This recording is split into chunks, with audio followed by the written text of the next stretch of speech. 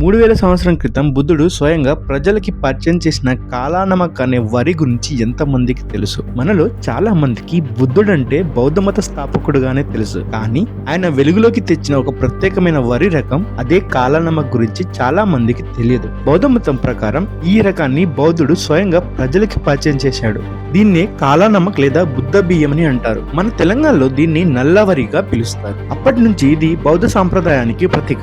నల్లటి రంగుతో ఉండే ఈ వరి అత్యంత పోషక విలువలతో నిండి ఉంది. ఇందులో యాంటీ ఆక్సిడెంట్ ఎక్కువగా ఉండి శరీరంలోని హానికర ఫ్రీ రాడికల్ ను నియంత్రించి వృద్ధాప్యాన్ని ఆలస్యం చేస్తాయి. ఐరన్, జింక్, విటమిన్ ఈ ప్రోటీన్లు సమృద్ధంగా ఉండడం వల్ల ముఖ్యంగా రక్తహీనత ఉన్న వారికి మేలు కలుగుతుంది. డయాబెటిస్ ఉన్న వారికి సురక్షితమైన ఆహారం. స్వయంగా డీటాక్సిఫైయర్ కావడం వల్ల ఆలయానికి శుభ్రపరచడంలో సహాయపడుతుంది. హృదయానికి మిత్రమైన ధాన్యం, కొలెస్ట్రాల్ స్థాయిని తగ్గిస్తుంది. అందుకే బౌద్ధ మతంలో దీన్ని బుద్ధ ధాన్యంగా పిలుస్తారు.